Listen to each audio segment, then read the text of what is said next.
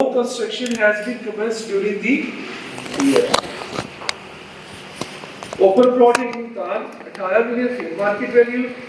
This property was purchased during the year and withholding tax under section 236A was duly paid. Shop located in a commercial area of Lahore, 80 million. No tenant could be found for this property and it remained unoccupied during the year. Annual fair market value of the rent is rupees 6 million. कोई उसको वो मिला नहीं है लेकिन ticket और उसकी जो फेयर मार्केट वैल्यू है वो 6 मिलियन है. बंगलो लोकेटेड इन दुबई और received rent equivalent to 31.5 million during the year. Fair market value 450 million. कुछ याद आया, कुछ ज़हन में आया सवाल देख के? डीम्ड इनकम, मैं वो आपको उस दिन बता रहा था ना कि शायद इसका कोई सवाल नहीं आया, तो मैंने वो भी लेटेस्ट अटेम्प्ट देखी जाके, तो उसके अंदर ये क्वेश्चन 8 नंबर का आया हुआ था. इसकी बात सुनना, ये एसी वगैरह यार किसी को कह दें चला दें अभी भी करें ग्रुप में, या जाहिद साहब को मैसेज कर दें या किसी को कर दें. यार आप लोगों की बात सुनते हैं तो उन्होंने लाइट से चलाई है. आ गया हौसला आ गया.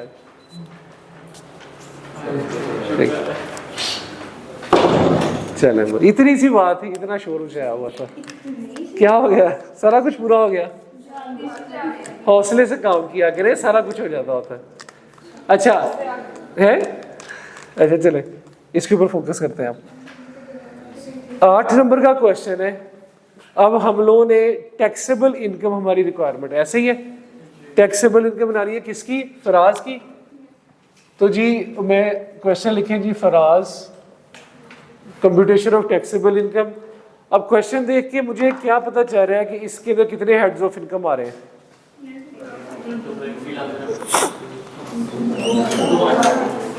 कितने हेड्स ऑफ इनकम आ रहे हैं इसमें? 2 आ रहे हैं. कौन कौन से?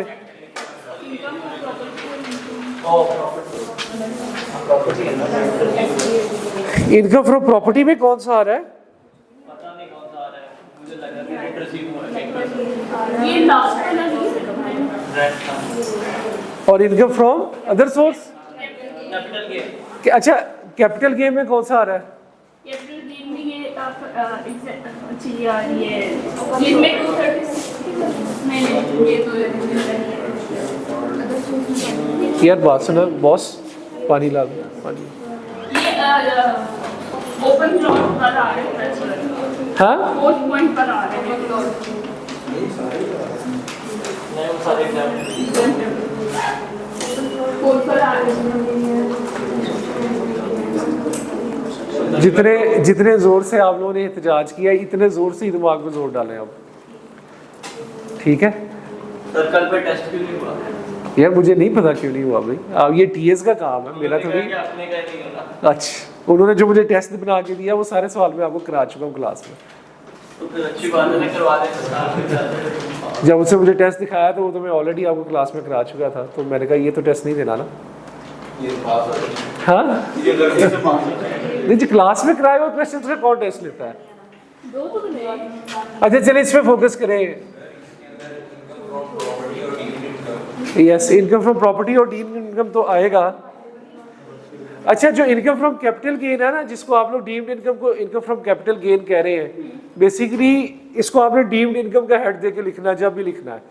ठीक है हाँ, डीम्ड इनकम, क्योंकि इसका रेट रहता है ना 5% है और उस लिहाज से तो ये डीम्ड इनकम के तौर पे आएगा. ठीक है, ये डीम्ड इनकम के तौर पे आएगा. तो अगर मैं देखूं तो यहाँ पे 2 हेड्स मार रहे हैं, जैसे उन्होंने कहा, अभी मुझे नहीं पता लेकिन उन्होंने कहा एक तो डीम्ड इनकम आ जाएगा. हाँ इनकम फ्रॉम अदर सोर्स में कौन सी तो ये तो सेपरेट ब्लॉक इनकम नहीं बन जाएगी? कौन सी डीम्ड इनकम आती है उसमें? सॉरी एक बंदा ये तो एक्सप्लेन है सर. अनएक्सप्लेन्ड एसेट्स और लायबिलिटी. वो लिखा हुआ है. अच्छा वो मैंने अभी आपको बताया था, इसको बाद में देखेंगे ना। ये तो भाई आपने जो deemed income from capital gain में हमने पढ़ा है, वो है जो आपको क्वेश्चन देख के पता चल रहा है, ठीक है। इट इज सेक्शन 7E, ठीक है। अगर आपने डीम्ड इनकम नहीं लिखना तो आप लिख लेंगे इनकम अंडर सेक्शन 7E, तो वो डीम्ड इनकम ही है, टैक्सेशन और डीम्ड इनकम। तो आपने एक तो ये डीम्ड इनकम आ गई, दूसरी कौन सी आएगी आपकी? मुझे एक बात बताएं, जो इनकम फ्रॉम अदर सोर्स में डीम्ड इनकम लिखी है, जो डाटा दिया है क्या उससे रिलेट कर रहा है? तो नहीं ना बताया, तो जो बताया उसको पढ़े ना, यही तो कह रहा हूँ। उस वो चीज जब अभी बताई नहीं है, वो यहाँ पे नहीं ना लिंक कर रही, वो अदर सोर्स है। मैंने आपको कैपिटल गेन के अंदर डीम्ड इनकम को पढ़ाया। दूसरा क्या है? दूसरा कोई है कि जाने दूं? जो बंगलो लोकेटेड इन दुबई है, हाँ ये इनकम फ्रॉम प्रॉपर्टी है। ये आपका इनकम फ्रॉम प्रॉपर्टी में आ जाएगा, इनकम फ्रॉम प्रॉपर्टी। इसको डीम्ड इनकम से कंफ्यूज कर रहे हैं तो ना लिखें यार इसे, आप इसको भी सेक्शन 7 ही लिख लें फॉर इनकम। फर्क बस वो कंफ्यूज कर रहे हैं अदर सोर्स के साथ। 7 ही डीम्ड इनकम। अब ठीक है, अब ठीक है, थोड़ा सा डिटेल लिख लिया। अच्छा, जो आपको दुबई के अंदर बंगलो मिल हैं यार, ये फॉरेन सोर्स नहीं है। बंगला कहाँ पे है फिर? लेकिन रेजिडेंट है, रेजिडेंट है, इसलिए पाकिस्तान सोर्स इनकम और फॉरेन सोर्स इनकम दोनों टैक्सेबल होगी। तो इसकी फेयर मार्केट वैल्यू का कोई ताल्लुक है हमसे? 450 मिलियन का क्या ताल्लुक है? हाँ नहीं ताल्लुक है भाई, आपने रेंट लेना है। इनकम फ्रॉम प्रॉपर्टी में रेंट आता है भाई, फेयर मार्केट वैल्यू से क्या ताल्लुक है? ठीक है, तो 31.5 million during the tax year, तो इसका 31,500 इनकम फ्रॉम प्रॉपर्टी, ये उसका रेंट बन गया सिंपल। ये ठीक लिखा है मैंने? ठीक है, ठीक ही है। सोचे जरा मैंने ठीक लिखा है? सब लिखा सब गलत ही है। वैसे तो सही है। इनकम फ्रॉम प्रॉपर्टी में 31,500 ठीक है।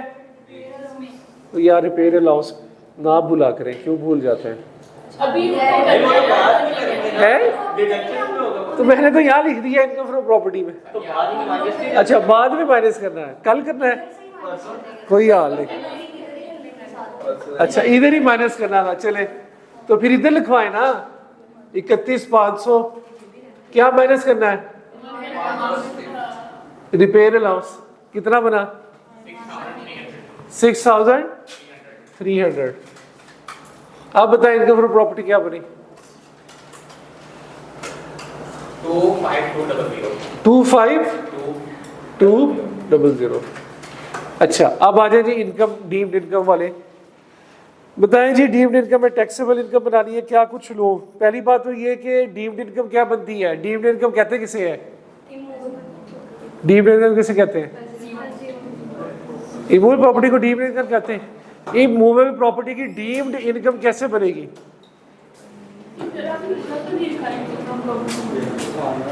डीम्ड इनकम कैसे बनेगी? थैंक यू यार। बासुना बॉस, बासुना एक कप चाय का भी कह देना थोड़ी।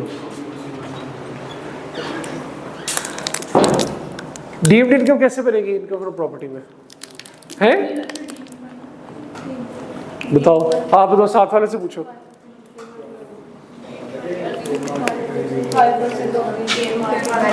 5% ऑफ फेयर मार्केट वैल्यू भाई, 5% of fair market value is deemed income. ठीक है, क्यों परेशान हो रहे हैं? पढ़ा हुआ सारा कुछ। तो 5% of fair market value will be considered as deemed income.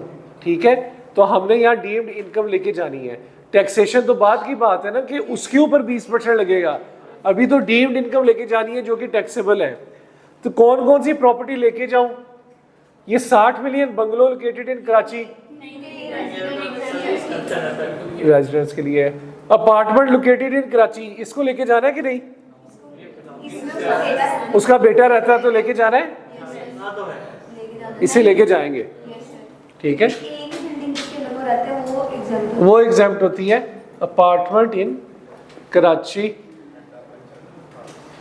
तो ये कितना आएगा? 20 मिलियन का 5%, 20 1 2 3 का 5%, ठीक है। आगे चले, office promises located in Karachi लेके जाना है कि नहीं? ये उस तो बिजनेस को नहीं लेके जाते हैं। इसमें डीम्ड इनकम लगेगी कि नहीं? सोचो सोचो सोचो सोचो। नहीं लगेगी, क्यों? लेकिन आपके साथ वाले ने बड़ा कॉमन, बड़ा जबरदस्त पॉइंट बताया। हाँ, ATL में नाम होगा तो नहीं लेके जाएगा, लेकिन यहाँ पे इसने नहीं बताया था तो हम अज्यूम करें कि वो है। रेजिडेंट यस, इट मीन्स कि वो एक्टिव है। गुड जी, ये अच्छा पॉइंट बताया। फाइलर का मतलब जो है वो इट मीन्स कि वो एक्टिव टैक्स पेयर में नाम है उसका। बिल्कुल सही कहा जी। रेजिडेंट फाइलर का मतलब यही है कि उसका नाम, फाइलर मैंने आपको बताया था ना, एक्टिव वो होता है जो भी रिटर्न जमा कराता है। तो रिटर्न जमा कराना यानी कि रिटर्न फाइलर है। तो जब उसे टॉप पे लिख दिया कि रेजिडेंट फाइलर है तो इसका मतलब है कि वो एक्टिव टैक्स पेयर है।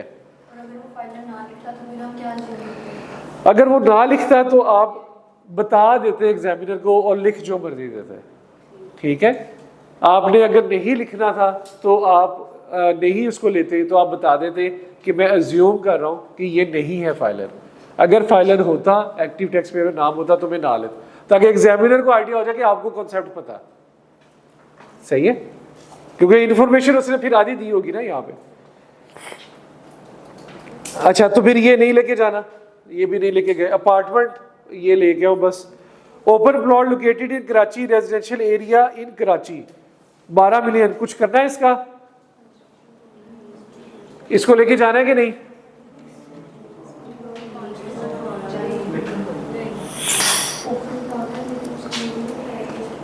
Open plot located in Karachi,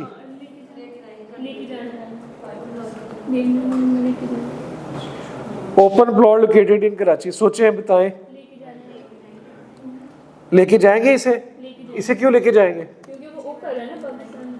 है पाकिस्तान में वो कर रहा है ना, पाकिस्तान में कैपिटल एसेट को तो ओन कर रहा है।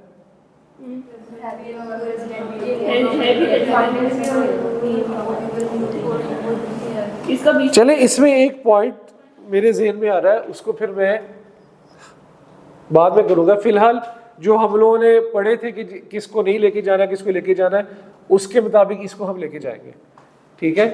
ओपन प्लॉट हमने तो यही पढ़ा था ना कि जहां पे काम कर रहा है उस प्रॉपर्टी को नहीं लेके जाना, जिसमें रह रहा है उस प्रॉपर्टी को नहीं लेके जाना। तो ये तो ओपन प्लॉट है, इसके ऊपर हम डीम्ड इनकम लगाएंगे, ठीक है। तो ये 12 का 5% आएगा, ये भी डीम्ड इनकम आ गई। मुल्तान के अंदर ओपन प्लॉट है, लेकिन देखिए इसके आगे क्या लिखा है उसने कि ये वो प्रॉपर्टी है जिसमें सेक्शन 236 के तहत पे, तो हमने पढ़ा था ये वाली प्रॉपर्टी भी नहीं लगे। ये मैंने आपको बताया था ना उस टाइम पे कि ये एग्जामिनर लिख के देगा कि 236 का टैक्स दे दिया है और पहला साल है एक्विजिशन का, तो ये दोनों कंडीशंस पूरी हो रही हैं, तो इसको हम डीम्ड इनकम में नहीं लेके जा रहे। इसका ना बेस्ट तरीका ये होता है कि हम सारी प्रॉपर्टीज यहाँ लिखें और जिसको नहीं लेके जाना उसके आगे ऐसे 0 मार्क करें, ताकि एग्जामिनर को ये आइडिया हो कि आप ये नहीं लेके गए और उसकी रीज़न साथ में लिखे हम क्यों नहीं लेके गए, ठीक है। मैं क्योंकि ज़रा जल्दी के चक्कर में वो वाली प्रॉपर्टीज़ नहीं लिख रहा, बेस्ट तरीका ये है कि सारी प्रॉपर्टीज़ लिखें और जो नहीं लेके जानी उसके आगे आपने डैश करके 0 मार्क करना है और आगे उसकी रीज़न लिख देनी है कि हम इसको क्यों नहीं लेके जा रहे हैं डीम्ड इनकम में, क्योंकि उसने लिखा हुआ है कि आपने एक्सक्लूजन की रीज़न भी बतानी है। तो वो दोबारा से जो लिखना है तो उससे बेहतर है कि आप साथ साथ ही लिखते रहें, ठीक है। Shop located in a commercial area of Lahore. हाँ जी भाई जान। लेके जाएंगे क्योंकि उसके ऊपर रेंटल इनकम नहीं पे हुई कि टीनेट मिला ही नहीं। टीनेट विला नहीं, मार्केट वैल्यू की है ना हाँ 5%। नहीं 80 मिलियन को मैं डीम्ड इनकम में लेके जाऊं कि ना लेके जाऊं, पहले ये बताएं। क्योंकि इसके ऊपर लेकिन रेंटल अगर इसके ऊपर रेंटल इनकम आ रही होती तो फिर नहीं लेके जाऊं। लेकिन यहाँ दो फेयर मार्केट वैल्यू नहीं है। वो रेंट की दी है ना, जो उसने रहता से 6 मिलियन दिया है वो रेंट का दिया हुआ है, ठीक है, कि उसका जो रेंट होगा उसकी ये मार्केट वैल्यू होगी। इस वजह से वो हम लोग उसको इग्नोर करेंगे और 80 मिलियन को हम लेके जाएंगे। तो यहाँ पे आ जाएगा shop located in commercial area, shop आ जाएगी, ठीक है। और ये कितनी की है शॉप? 80 मिलियन की, 80 इंटू 5%, ठीक है। और इसके अंदर कुछ रह गया? बंगलो लोकेटेड इन दुबई, नहीं, ये तो आ गया ऊपर इनकम फ्रॉम प्रॉपर्टी में। तो अच्छा वैसे एक बात बताएं, ये बंगलो लोकेटेड इन दुबई, इसमें सेक्शन 7 ही लगता है? नहीं, पाकिस्तान में जो प्रॉपर्टीज है वो लगेगा। इसमें सेक्शन 7 ही वैसे भी नहीं लगेगा, ठीक है। उसमें हमने बड़ा क्लियरली पढ़ा था कि रेजिडेंट पर्सन हो और उसके एसेट वो वाले हो जो पाकिस्तान में मौजूद हो, ठीक है, और वो भी वो वाले एसेट जो टैक्स ईयर की लास्ट डेट तक मौजूद हो और जो फेयर मार्केट वैल्यू उसकी वो हमें वो लोग बताएंगे, ठीक है, तो उसके ऊपर वो लगेगा। तो ये जनाब इसकी डीम्ड इनकम बनती है, इनकी बना लेंगे यहाँ पे व्हाटएवर, और यहाँ पे हम टोटल कर लेंगे, तो then that will be its total income. और जो जो प्रॉपर्टी हमने इसमें नहीं ली उसकी हम रीज़न लिख देंगे। सूरी तौर पे तो मुझे यहाँ पे लिखनी चाहिए थी डैश डाल के और नोट डाल के कि उसकी क्या क्या रीज़न है, तो उसकी रीज़न वैसे मैंने आपको बता दी, ठीक है। तो ये 8 नंबर का सवाल है। आसान सवाल था मुश्किल सवाल था? आसान सवाल है ना, मुफ्त के 8 नंबर हैं यार, पीस ऑफ केक। हाँ 8 नंबर मुफ्त के हैं इसमें।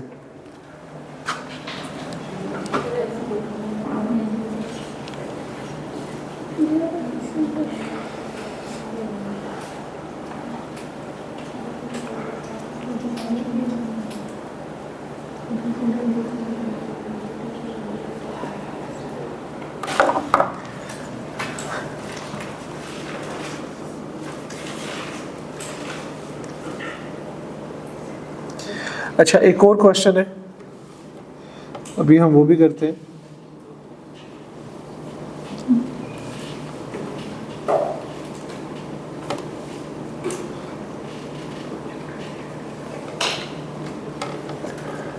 इसके ऊपर एक और टेस्ट भी लगता था, वो पता नहीं आप लोगों ने उस एंगल से उसको सोचा है कि नहीं सोचा। डीम्ड इनकम के ऊपर इसके ऊपर एक और टेस्ट भी लगाना चाहिए। एग्जैक्टली हाँ, तो वो भी कैलकुलेशन ही हुई ना, इसलिए नहीं लगाया था। 25 मिलियन वाला पॉइंट भी इसमें है, लेकिन वो बाई चांस ऐसा हो रहा है कि वो इंक्रीज कर रहा है, सारा इंक्रीज ही कर रहा है ना, तो सब पे इसलिए लगा है टैक्स।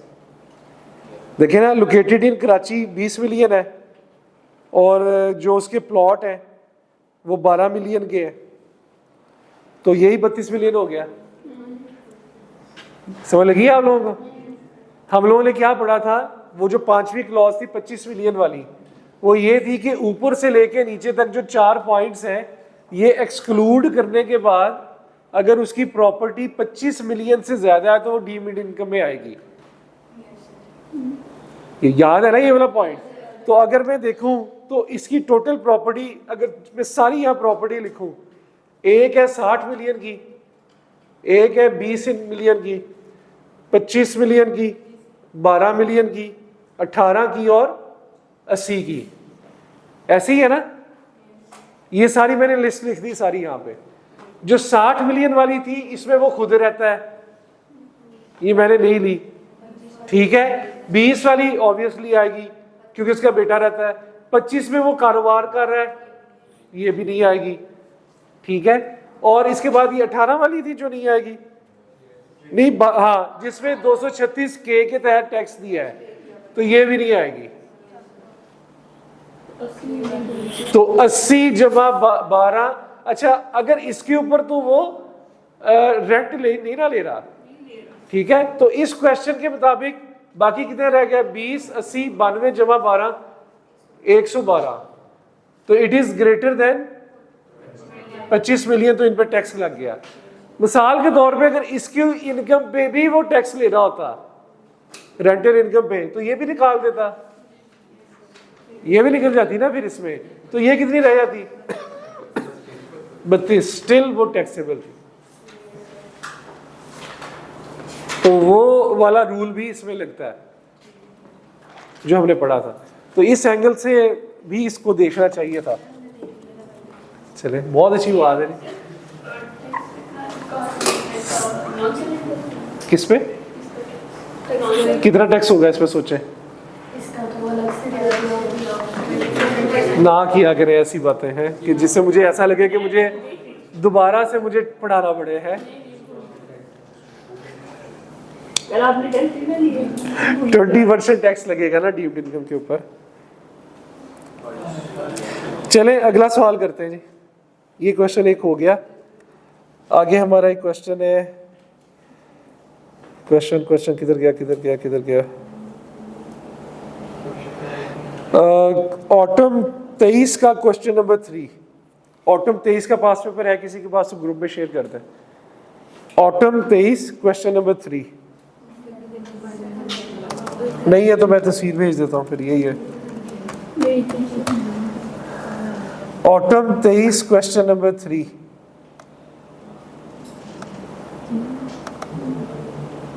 Autumn 23 question number 3। ये बड़ा इंटरेस्टिंग सवाल है, छोटा सा सवाल है लेकिन कमाल का सवाल है।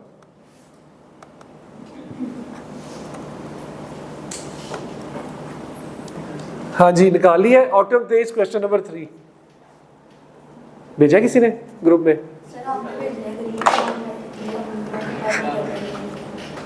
नहीं तो मैं भेजूंगा तो डेटा तो ऑन करेंगे ही।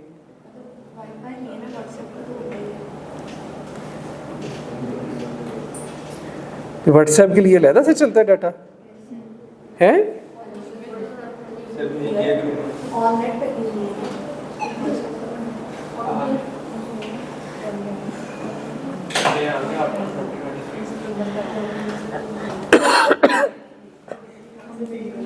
Autumn 23 question number 3। अच्छा ये आ गया मेरे पास, ये मैंने जी भेज दिया।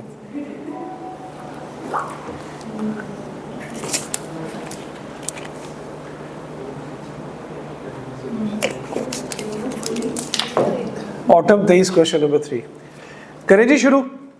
आ गया सबके पास क्वेश्चन? बड़ा ही कोई इंटरेस्टिंग सवाल है। आ गया क्वेश्चन नंबर 3 जी। सिर्फ 5 नंबर का सवाल है, सिर्फ 5 नंबर का। Requirement under the provisions of the ITO 2001 and rules made thereunder discuss the tax treatment of the above transaction for Masoom. Tax treatment को डिस्कस करना है, ठीक है, फॉर मासूम जो आप लोग है नहीं, ठीक है। Masoom is the sole owner of a business that is engage in the trading of furniture during the year the following transactions took place. He withdraw a furniture set worth rupees 3 million from his business to present to his daughter on the occasion of her wedding. The cost of the furniture set was rupees 2.5 million. He sold an antique table. अच्छा चले पहले एक को discuss करते हैं। उसने अपने furniture से अपनी 3 मिलियन का फर्नीचर विड्रॉ कर लिया और अपनी बेटी को गिफ्ट के तौर पे दे दिया, जिस फर्नीचर की जो प्राइस थी वो 2.5 मिलियन थी। कैपिटल एसेट ही नहीं है, गिफ्टेड है तो डिस्पोजल है। डिस्पोजल क्या है, किसका है? हेड ऑफ इनकम किस पे है? यार सर ये बिजनेस में नहीं आएगा, ये तो ट्रेडिंग, ये तो फर्नीचर वो है जो बताएं। नहीं, हेड ऑफ, किस हेड ऑफ इनकम में आएगा? है कैपिटल गेन में आएगा, कैपिटल गेन में आएगा। हाँ जी, बिजनेस में आएगा, इख्तिलाफ आ गया। हाँ जी, आप बताएं किस में आएगा? कैपिटल एसेट ही नहीं है, तो फिर ये इन्वेंट्री है, तो हेड ऑफ इनकम किस में आएगा? किसी में भी नहीं आएगा, छोड़े, रहने दे। हाँ जी, आप बताएं जी भाईजान, क्वेश्चन ढूंढ रहे हो अभी तक? कोई हाल नहीं, आप बताएं। एक मिनट आहिस्ता भाई, जब जिस सबसे पूछ रहा हूं मैं। हाँ, बिजनेस में आएगा। हाँ, क्या कैपिटल एसेट ही तो आएगा किसमें? भी नहीं आएगा। किसी हेड ऑफ इनकम में नहीं आएगा। अच्छा इसके अंदर नहीं आता। ठीक है, सुन लिया मैंने बस। और हाँ जी, आप क्या कहते? बिजनेस, बिजनेस मजेदार सवाल है ना? है हाँ, आपने रुजू कर लिया है, अपने अपने कॉन्सेप्ट को ठीक कर लिया है डिस्कशन के बाद। भाई देखिए, उसने पहली लाइन क्या लिखी है सवाल की? उस बंदे का कारोबार है भाई फर्नीचर में काम करना, तो जिस बंदे का कारोबार हो फर्नीचर में काम करना और उसने फर्नीचर को पर्सनल यूज में ले आया, यानी कि डिस्पोज ऑफ हो गया, तो इट इज अ बिजनेस, उसका कारोबार है। सही है। ये कैपिटल एसेट में तो है ही नहीं, क्योंकि हमने ये पढ़ा था कौन कौन सी चीजें कैपिटल एसेट में नहीं है। उसमें पॉइंट नंबर 2 था स्टॉक की ट्रेड, नहीं, पॉइंट नंबर 2 डेप्रिसिएशन होती है जिसपे, ठीक है। पॉइंट नंबर 2 डेप्रिसिएशन का था। पहला ये बिजनेस, इसमें सही बात है, इसमें पॉइंट नंबर 1 लगेगा क्योंकि इसके अंदर ये स्टॉक इन ट्रेड है, इसमें पॉइंट नंबर 1 लगेगा, इसमें ये स्टॉक इन ट्रेड है। तो ऐसी आइटम जो कि स्टॉक इन ट्रेड हो वो आपका कैपिटल एसेट नहीं होता। ये कॉन्सेप्ट तो सही है, काफी स्टूडेंट्स ने कहा कि ठीक है, लेकिन ये भी तो सोचे ना, अगर वो स्टॉक इन ट्रेड है तो ऑब्वियसली वो बिजनेस है। सही है।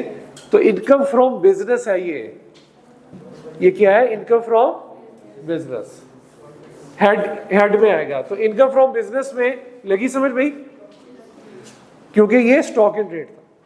अच्छा, सोचे क्या लिखेंगे?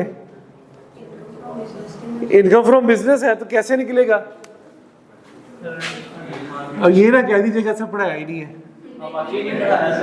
यार। कंसीडरेशन रिसीव लेस कॉस्ट, तो फिर क्या हो गया यार? तो फिर लॉस हो गया, बट ठीक है। ये तो पढ़ा है ना कि अगर आप बिजनेस से एसेट उठाएं और पर्सनल यूज में ले आए, तो जिस दिन वो आएगा पर्सनल यूज में, उस दिन की फेयर मार्केट वैल्यू हम कंसीडर करेंगे। ठीक है। तो अब इस क्वेश्चन में किधर गया सवाल?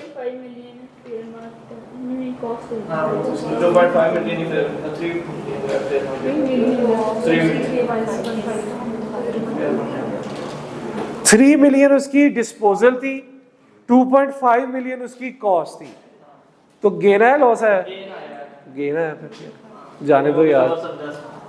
3 मिलियन की डिस्पोजल आ गई और 2.5 मिलियन की उसकी कॉस्ट थी, तो 0.5 मिलियन से क्या आ गया? गेना।